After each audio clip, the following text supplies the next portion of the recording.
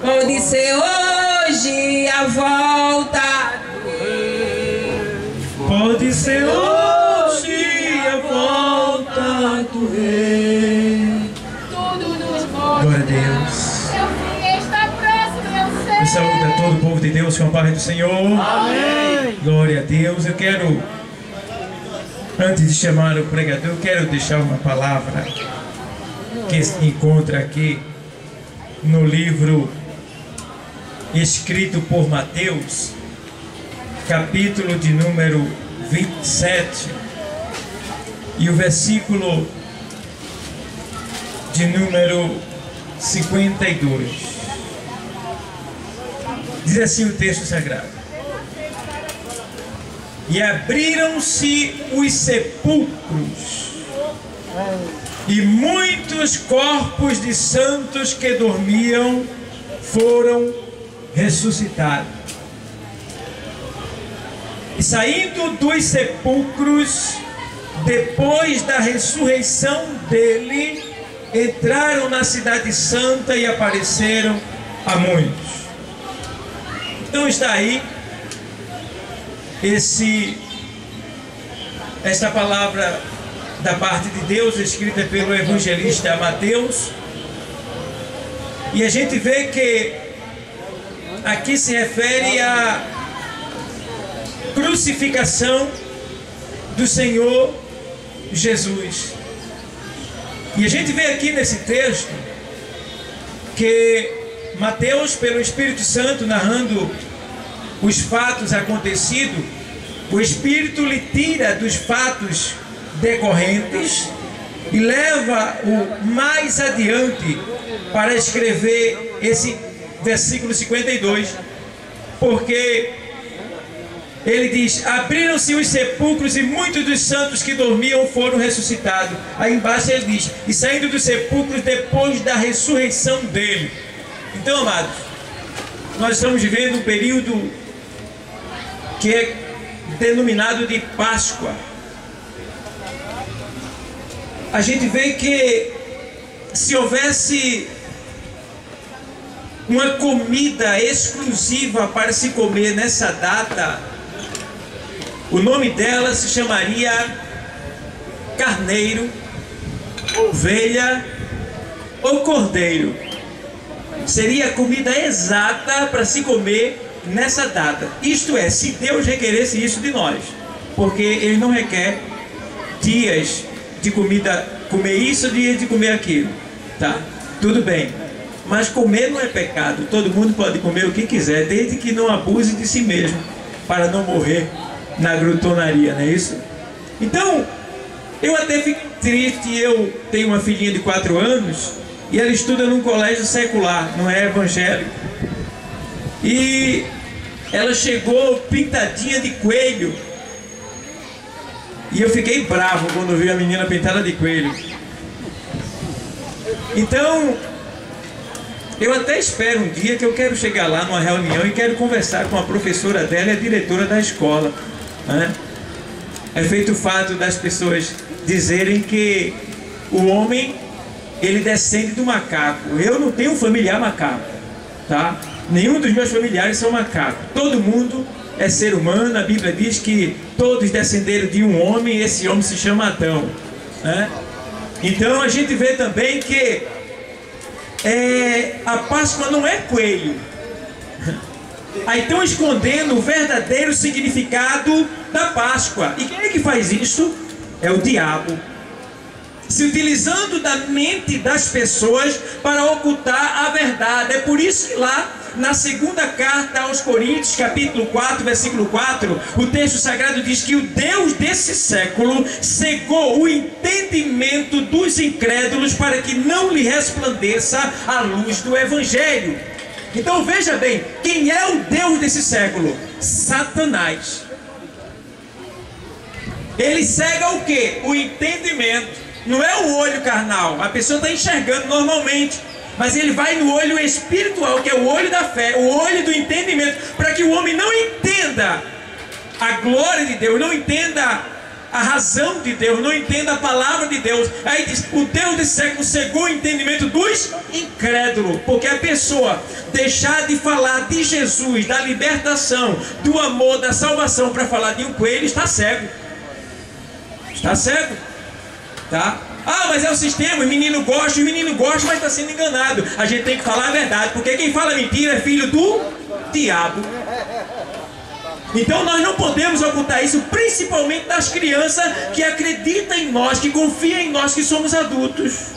Temos que falar a verdade. Filhinho, Páscoa não é coelho, Páscoa é Jesus Cristo. Porque a palavra Páscoa no grego, né, traduzida ela é Pessache, e é uma palavra que quer dizer poupou, passou por cima. Por quê? A palavra Páscoa quer dizer poupou, passou por cima, porque foi um tempo em que o anjo da morte passou no Egito, e todos que tinham a marca do sangue, ela pulava, passava por cima daquele que tinha marca e não matava, só matava aqueles que não tinham marca do sangue. Que simboliza isso? Hoje simboliza a salvação que é dada por Cristo Jesus a cada um de nós. Então a morte já não tem mais poder sobre nós. Nosso corpo físico vai morrer, mas a nossa alma vive para sempre.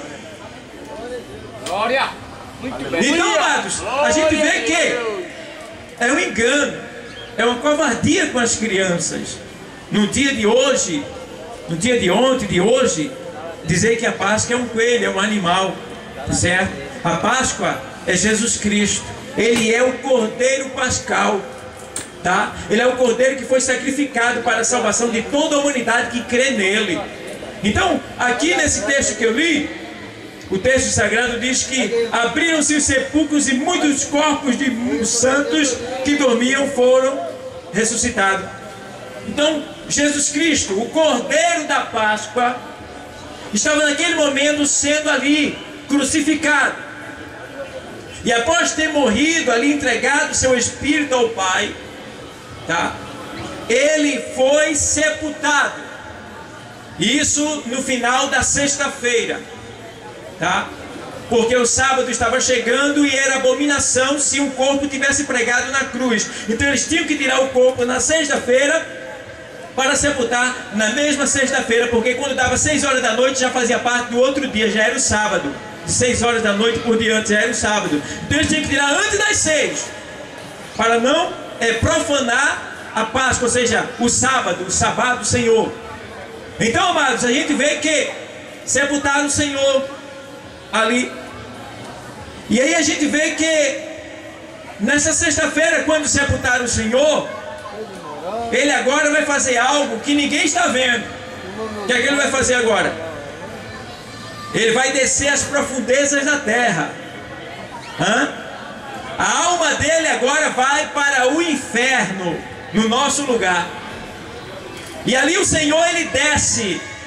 Está lá em Efésios 4 e 8. Ele desceu até o centro da terra, até as profundezas da terra. E ele vai fazer o que lá na terra? Ele vai fazer o que lá no centro da terra? Agora, depois de morta a sua alma, Jesus, ele vai até o inferno fazer o que? Ele vai pregar a justificação. O que é justificação? Ou seja, existia no centro da terra 2 lugares onde ficavam 2 tipos de mortos.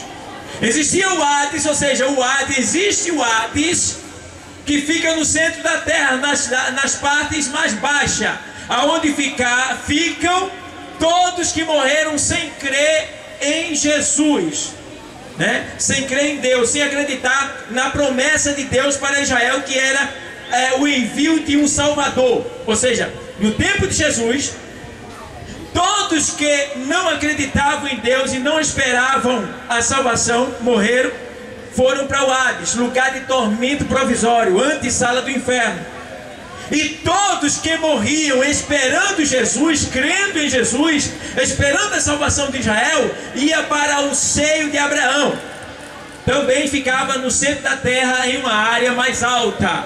O Hades mais embaixo passava-se um abismo que é chamado de Tártaro, e do outro lado, mais em cima, o seio de Abraão. Então de um dava para ver o outro, mas não podia sair de um lado para o outro, porque tinha um grande abismo no meio chamado Tártaro. E quem estava no Hades, ou seja, quem está no Hades, está acorrentado sobre correntes espirituais e não pode se mover de lá, fica lá ardendo em chamas. E quem está no paraíso está livre, mas jamais desejaria passar para o Hades, que é um lugar de tormento, então fica no paraíso.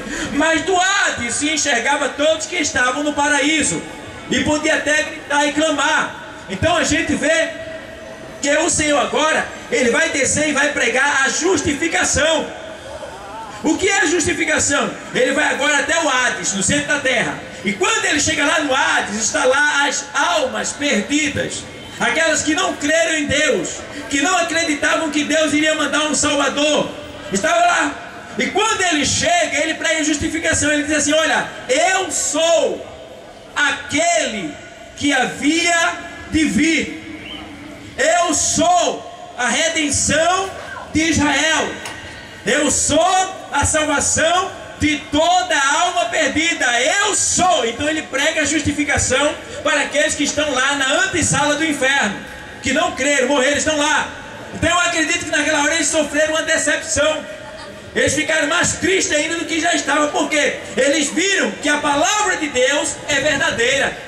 Porque estava ali a redenção, estava ali a salvação, que é Jesus Cristo. Aleluia. Quando ele sai do Hades, agora ele vai subir para o seio de Abraão, o paraíso provisório, que era também no centro da terra. Então ele sai do Hades, tá?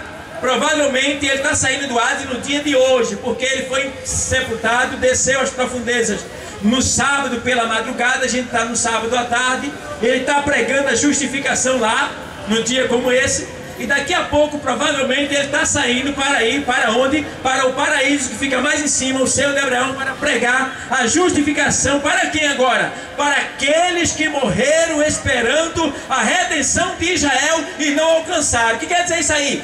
Teve pessoas que acreditavam na promessa de Deus, que Deus ia mandar um Salvador, elas morreram e não alcançaram o Salvador, mas morreram crendo, então elas foram para o paraíso. Então Jesus agora, quando ele sai do Hades, que é a antessala do inferno, ele vai para o paraíso, que fica lá embaixo também, agora numa parte mais alta. E agora ele chega, eita que coisa linda, no paraíso já era festa. E quando chega agora a redenção de Israel, quando chega a promessa cumprida de Deus, que é Jesus, na porta do paraíso, agora pensa direitinho, chega Jesus na porta do paraíso, isso vai ser daqui para o findar do sábado, porque aí das 6 horas por diante já é o domingo lá em Israel. Os judeus já consideram das 6 por diante o domingo. Então Jesus ressuscitou próximo das 7 da manhã do domingo, tá? Então do sábado à tarde até o domingo, por aí pelas 4, 5, 6 horas, ele está agora pregando o quê? A justificação aos que estão no paraíso. Então ele chega no paraíso e diz o quê? Olha, todos lá pararam, eu acredito, né? Vira aquela glória, né? Aí ele diz: olha, eu sou o quê? Eu sou a redenção de Israel. Eita, todo mundo, ó, que nunca viram ele, ficaram, ó, que morreram esperando ele, mas não alcançaram, estavam lá, olhando para ele. Eu sou a redenção de Israel, eu sou a salvação de toda a alma que esperava por mim, eu sou o Messias enviado por Deus, eu sou aquele que havia de vir, eu sou. Eita Jesus! Se o paraíso já estava em festa naquele momento, eles ficam mais felizes ainda. Por quê? Porque agora eles estavam tendo certeza do cumprimento da palavra de Deus, ali estava na frente deles. E agora o Senhor vai, né, participa daquela festa ali, eu acredito. E quando dá o domingo ali, o Senhor agora vai ter que voltar para a terra, em cima. Vai ter que ressuscitar para mostrar o seu poder sobre a morte. E aí o Senhor agora, para subir lá do paraíso e vir para cima da terra, ressuscitar, aparecer, ele tem que trazer uma prova com ele que ele é o Senhor da morte e o Senhor da vida. Ele tem poder sobre a morte e tem poder sobre a vida. Ele tem que provar que ele é o Messias enviado por Deus. Ele tem que provar que ele é a ressurreição e a vida. E o que é que ele vai fazer? Primeiro, ele vai ter que ressuscitar, porque a Bíblia diz que ele é a primícia da ressurreição, ou seja, ele é o primeiro a ressuscitar para nunca mais morrer. E agora com ele vai ter que trazer um troféu. Qual é o troféu? Esse que eu li aqui. O texto que diz: e abriram-se os sepulcros, e muitos corpos de santos que dormiam foram ressuscitados, e saindo dos sepulcros depois da ressurreição dele. E quando o Senhor ressuscita, que chega em cima na terra, toma o seu corpo glorificado lá no sepulcro, sai, vem andando. Agora, naquele momento, quando ele ressuscita, os sepulcros, as tumbas do cemitério, daqueles que acreditavam nele, não era de todo mundo, não, era dos que acreditavam nele, tá? Naquele momento começa a fender, a rachar e a se abrir, e os santos que dormiram começaram a ressuscitar e a sair e vir para a cidade santa, que é a cidade de Jerusalém, e entram lá. E aí a gente vê que depois desse acontecimento, Jesus chega em Mateus 28, 18 e diz: e chegando-se Jesus, falou-lhes dizendo: é-me dado todo o poder no céu e na terra. Está entendendo? Aleluia. Então, no domingo pela manhã ele ressuscita, e todo esse acontecimento aqui é visível para que todos vejam. Então, amados, a Páscoa é ressurreição, a Páscoa é salvação, a Páscoa é Jesus Cristo, o Cordeiro Pascal de Deus, certo? O Cordeiro sacrificado para a salvação de todo aquele que nele crê. Por isso que o Senhor diz na sua palavra em João 13,16, que Deus amou o mundo de tal maneira que deu o seu Filho, ou seja, o Cordeiro de Deus, que deu o seu Filho para que todo aquele que nele crê não pereça, mas tenha a vida eterna. Então, Jesus Cristo é a nossa Páscoa, Jesus Cristo é a nossa salvação, Jesus Cristo é a nossa justificação, Jesus Cristo é a solução do teu problema, Jesus Cristo é a tua cura, Jesus Cristo é a saída dessa situação que você se encontra, Jesus Cristo é a tua alegria para você que está triste, Jesus Cristo é a tua paz para você que está em guerra, Jesus Cristo é a tua visão para você que está cego, falando espiritualmente. Jesus Cristo, Ele é aquilo que você realmente precisa que Ele seja para te ajudar, porque Ele disse: olha, eu sou o que sou. Quando Deus diz eu sou o que sou, Ele estava dizendo: eu sou Yahé, eu sou Yahshé. Ele estava dizendo: olha, eu sou o que você precisa que eu seja. Então o que é que você está precisando? De uma cura? Eu sou o remédio para te curar. Você está precisando de um emprego? Eu sou o teu emprego. Ele está precisando do quê? De uma libertação? Eu sou a tua libertação. O que é que você está precisando? Eu sou o que sou, diz o Senhor. E que Deus continue abençoando a todos. Glória a Deus. Por isso espera a vida.